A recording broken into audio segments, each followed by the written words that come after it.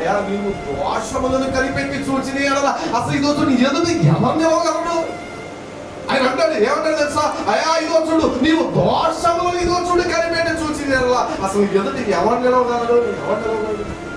నిలవలేమండి, నిలవలేదు. కానీ నువ్వు అన్ని ఇదో చూడు దేవుని ఎదురు సరి చేసుకుంటే ఆయన నిలబెట్టాలి. దావీదు నిలబెట్టింది ఎవరండి? ఆయనే నిలబెట్టింది.